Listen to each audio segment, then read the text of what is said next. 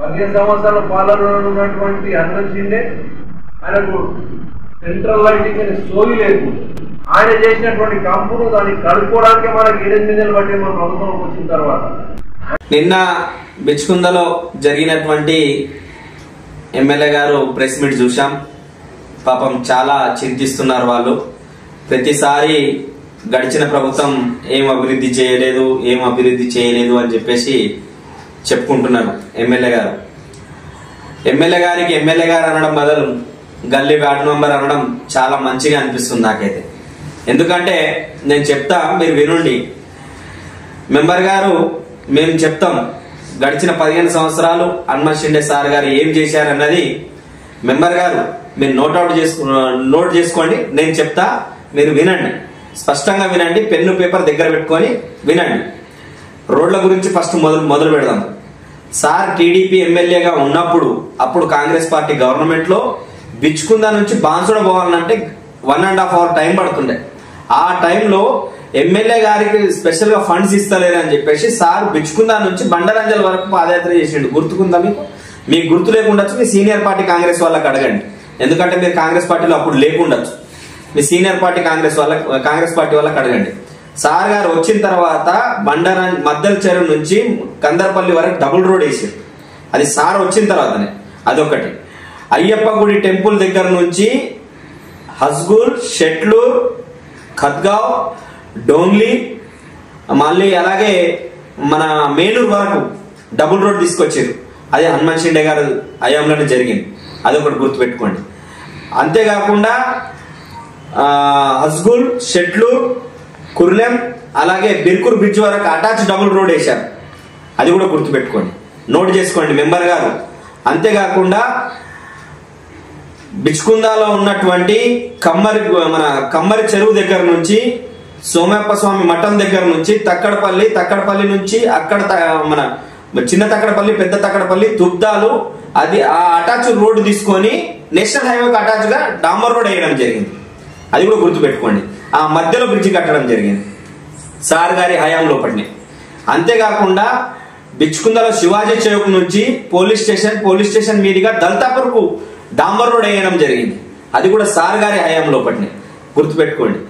ఇంకా అలాంటివి వస్తే దాని తర్వాత దేవాడ దగ్గర స్కూల్ పిల్లలకు పుల్కల్ వాళ్ళు బిచ్కుందకు రావడానికి ఇబ్బంది పడతా ఉంటే దేవాడ దగ్గర 2 బ్రిడ్జిలు నిర్మాణం చేశారు సార్ గారి, గుర్తుపెట్టుకోండి. అది కూడా నోట్ చేసుకోండి. అంతేకాకుండా బిచ్కుందా గురించి మాట్లాడుతున్నారు మీరు. సెంట్రల్ లైటింగ్ పనులు తీసుకొచ్చిందే హనుమంత్ షిండే గారు. హనుమంత్ షిండే సార్ గారు హయాం లోపటనే సెంట్రల్ లైటింగ్ పనులు తీసుకొచ్చి ఇనాగ్రేషన్ చేసి వర్కులు స్టార్ట్ చేస్తే, ఆ దానికి మీరు గెలిచిన తర్వాత 3-4 నెలల తర్వాత మీరు కొత్తగా శిలాఫలకం ఏర్పాటు చేసి మేము చేస్తున్నాం అని చెప్పేసి గొప్పలు చెప్పుకున్నారు. సరే, మీరు నిన్న ప్రెస్ మీట్ లో మీరు చెప్పారు కదా సార్, ఏమని ప్రెస్ మీట్ లో పాత కాంట్రాక్టర్లను తీసేసి కొత్త కాంట్రాక్టర్లను ఇచ్చాము అని చెప్పేసి మాట్లాడారు మీరు. నిన్న మేము ఆ స్క్రీన్ షాట్ కూడా నా దగ్గర ఉంది, మీ మెసేజ్ లో ఉంది. పాత కాంట్రాక్టర్ ఎవరు, కొత్త కాంట్రాక్టర్ ఎవరు, పాత కాంట్రాక్టర్ కి ఎందుకు తీసేశారు, కొత్త కాంట్రాక్టర్ కి ఎందుకు ఇచ్చారు అన్నది ఇది కూడా మీరు ప్రజలకు చెప్పాలి, వివరించి చెప్పాలి. పాత కాంట్రాక్టర్ మన బిర్కూర్ బిచ్కుందా ఒకటేసారి చేశారు రోడ్ వర్క్ స్టార్ట్.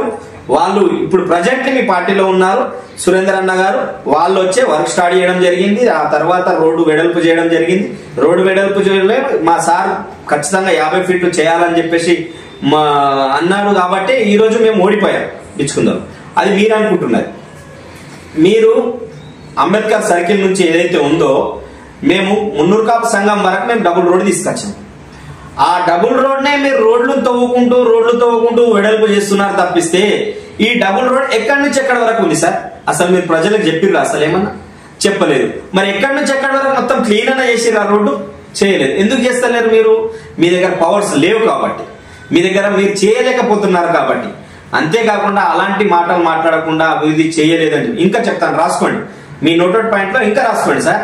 బిచ్కుందా లోపట సార్ టీడీపీ ఎమ్మెల్యేగా అయినప్పటి నుంచి, టీఆర్ఎస్ లో 2 సార్లు అయినప్పటి నుంచి గవర్నమెంట్ హాస్పిటల్ టీడీపీలో ఉన్నప్పుడు ఎట్లుండే, మీ వైఎస్ రాజశేఖర రెడ్డి గారి హయాం లోపట, కాంగ్రెస్ పార్టీ హయాం లోపట బిచ్కుందా గవర్నమెంట్ హాస్పిటల్ స్థితి ఎట్లుండే, ఇప్పుడు మన సార్ గారు వచ్చిన తర్వాత, హనుమంత్ షిండే సార్ గారు వచ్చిన తర్వాత 30 పడకల హాస్పిటల్ కొత్తగా కట్టించారు.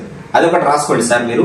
అంతేకాకుండా మిషన్ కాకతీయ విషయం లోపల కమ్మరి చెరువు పోవాలంటే ఎవరైనా పోవడానికి కూడా ఇబ్బంది పడుతుండే సార్ ఒక టైం లోపల. ఈ రోజు కమ్మరి చెరువు అందాలు చూడండి, ఒకసారి పోయిరండి, కలిసిరండి, రోజు పొద్దున వాకింగ్ చేసిరండి, క్యాంప్ ఆఫీస్ నుంచి వాకింగ్ చేసిరండి, ఎంత బాగుందో. బతుకమ్మ పండుగ వస్తే అక్కడికే వెళ్తున్నారు, వినాయక చవితి పండుగలు వస్తే అక్కడికే వెళ్తున్నారు, దుర్గామాత నిమజ్జనాలకు అక్కడికే వెళ్తున్నారు. ఇప్పుడు దసరా స్పెషల్ గా దసరా రావణాసుని దానం కూడా అక్కడనే చేస్తున్నారు. అంటే అంత అంగు ఆర్వాటాలు అక్కడ నిర్మించారన్నట్టు. అది మా సార్ గొప్పతనం. అంతేకాకుండా water collection mission Bhagiratha water collection కోసం స్పెషల్ గా ఇక్కడ ఒకటి ఆఫీస్ ఏర్పాటు చేశారు గెస్ట్ హౌస్ దగ్గర. అది కూడా మా సార్ హయాంలోనే జరిగింది. చూసుకోండి సార్ మీరు వెళ్ళి. ఇప్పుడు కట్టినటువంటి పాఠశాలలన్నీ కొత్త కొత్త బిల్డింగ్స్ ఏర్పాట్లయినాయి. మీరు వెళ్ళి బిచ్చుకుందలో చూడండి. ఆ బిచ్చుకుందలో ఏర్పాటు చేసినటువంటి వ్యక్తి కూడా మా హనుమంత్ షిండే సార్ గారు. పాత బస్టాండు మీ వైఎస్ రాజశేఖర రెడ్డి గారి హయాం, దాని తర్వాత కిరణ్ కుమార్ రెడ్డి గారి హయాం లోపల పాత బస్టాండ్ ఎంత ఘోరంగా ఉండేనో పరిస్థితి బిచ్చుకుంద గ్రామ ప్రజలకు అడగండి సార్. అయితే అప్పటి కాంగ్రెస్ పార్టీ హయాం లోపల అప్పటి దాని ముందు పాలకుల ముందు బస్టాండ్, ఇప్పుడు ఉన్నటువంటి కొత్త బస్టాండ్ ఎంత ఘోరమైన పరిస్థితి ఉండే అంటే అక్కడ పెట్రోల్ బంకు ఆ ప్లేస్ లోపల బాత్రూమ్లు పోయి గాడిదలు వండుకొని ఘోరమైన పరిస్థితి ఉండే. ఇప్పుడు కావాలంటే మార్కెట్ వాళ్ళకి అడగండి. ఆ పరిస్థితి లేకుండా ఇప్పుడు కొత్త బస్టాండ్ లోపల మంచి పెట్రోల్ బంక్ ఏర్పాటైంది. మళ్ళీ తర్వాత సీసీ రోడ్డు మంచిగా ఏర్పాటైంది. దాని తర్వాత అక్కడ బాత్రూమ్, దాని పక్కకు ఒక బాత్రూమ్ ఏర్పాటు చేసిర్రు మా సార్ గారు ఉన్నప్పుడే. అది కాకుండా ఇంకా చెప్తా వినండి. బిచ్చుకుంద లోపల బస్ స్టాండ్ నుంచి శివాజీ చౌక్ నుంచి అంబేద్కర్ సర్కిల్ వరకు మంచి రోడ్లు ఏర్పాటు చేశారు మా సార్ గారు. అంబేద్కర్ సర్కిల్ నుంచి శివాజీ చౌక్ నుంచి గాంధీ చౌక్ నుంచి మళ్ళా కింది గల్లి వరకు మన సీసీ రోడ్ ఏర్పాటు చేశారు మా సార్ గారు హయాంలోనే. సార్ మీరు అభివృద్ధి జరగలేదు అని చెప్పుకోకండి. ఈ రోజు నేను ఆవేశంతో చెప్తున్నా. ఎందుకు చెప్పాల్సి వస్తున్నది ఈ మాటలు అంటే, మొన్న జరిగినటువంటి ధర్నా సంఘటన లోపల మా తమ్ముడు ఆ సర్కిల్ దరిదాపులో కూడా లేడు. కానీ ఆ 11 మంది లిస్ట్ లోపల మా తమ్ముని పేరు రాశారు. సరే మీరు రాయడం మంచి, మీరు రాసి ఉండొచ్చు, మేము మీ దగ్గర ప్రూఫ్స్ ఉండొచ్చు. కానీ ఆ రోజు ధర్నా చేసినటువంటి వ్యక్తులు ఎంతమంది మీద కేసులు చేశారు? ఈ రోజు కేసులు చేయాల్సిన అవసరం ఏమొచ్చింది మీకు?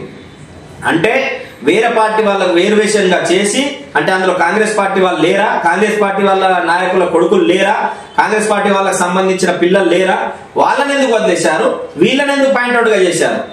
అంతేకాకుండా ఇలాంటి చాలా అభివృద్ధి కార్యక్రమం నేను బిచ్చుకుంద గురించి స్పెషల్ గా మీకు ఎందుకు చెప్పాల్సి వస్తున్నది అంటే, మీరు మా బిచ్చుకుందలో ప్రెస్ మీట్ పెట్టారు కాబట్టి మా బిచ్చుకుంద గురించే మాట్లాడుతున్నాం. వేరే అభివృద్ధుల గురించి మాట్లాడితే చాలా ఉన్నాయి సార్, చెప్పుకుంటే చాలా ఉన్నది. ఈ రోజు నేషనల్ హైవే రావడానికి కారణం బీబీ పటేల్ గారు, ఎమ్మెల్యే హనుమంత్ షిండే గారు, ముందు పోతే మన నారాయణఖేడ్ ఎమ్మెల్యే గారు, ఆందోళన ఎమ్మెల్యే గారు, వీళ్ళందరూ ప్రపోజల్ లెటర్ అనేది సీఎంకి ఇస్తే సీఎం గారు కేంద్రానికి పంపిస్తేనే ఇక్కడ అన్ని నేషనల్ హైవేలు వస్తాయి సార్. ఉట్టినే రావు, ఏదో అనుకోగానే పోగానే రావు. అదొకటి మీరు మంచిగా ఆలోచన చేయండి, మంచిగా ఆలోచించండి. 10 సార్లు మీరు అభివృద్ధి చేయలేదు అని చెప్పుకోకండి. మీకు అభివృద్ధి ఏంటంటే మేము చూపిస్తాం, మేము చేసింది మేము చెప్తున్నాం, మీరు అర్థం చేసుకోండి. కానీ ప్రతిసారి చెయ్యలేదన్న మాట మాట్లాడకండి సార్. మిమ్మల్ని ఎమ్మెల్యే గారు అనడం కింద ఇంకోసారి ఇదే పదజాలాలు మీరు వాడితే మాత్రం ఎమ్మెల్యే అనడం కింద వార్డ్ మెంబర్ అనడం బెస్ట్ అని చెప్పేసి నేను అనుకుంటున్నాను సార్. బిచ్చుకుందకు డిగ్రీ కాలేజ్ లోపల అదనపు గదులు కట్టడం కానీ, పీజీ కాలేజ్ ఏర్పాటు చేయడం కానీ, అటానమస్ తీసుకొచ్చి పీజీ కాలేజ్ ఏర్పాటు చేసింది మా సార్ గారి హయాంలోనే జరిగింది. అంతేకాకుండా ఐటీఐ కాలేజ్ ఏర్పాటు చేసి ఐటీఐ కాలేజ్ విద్యార్థులకు మంచి వసతులు కలిగించి కాంపౌండ్ వాళ్ళు మంచి భవనాలు ఏర్పాటు చేసింది కూడా మా సార్ గారి గవర్నమెంట్లే. అంతా కూడా కాకుండా కమ్మరి చెరువు కట్ట పైన మన బతుకమ్మ పండుగకు ఆడవాళ్ళు పాపం అందరూ వెళ్తా ఉంటే అక్కడ తట్టెడు మట్టి కూడా పోయలేదు ఈ కాంగ్రెస్ పార్టీ గవర్నమెంట్ వాళ్ళు. వర్షాలు పడి బుర్జలో అలాగే నడుచుకుంటూ వెళ్లి బతుకమ్మ పండుగ అక్కడ జరుపుకోవాల్సి వచ్చింది. అంటే కాంగ్రెస్ పార్టీ గవర్నమెంట్ లో కూడా మట్టి కూడా పోయడానికి కూడా బడ్జెట్ లేకుండా అయిపోయింది వీళ్ళ దగ్గర.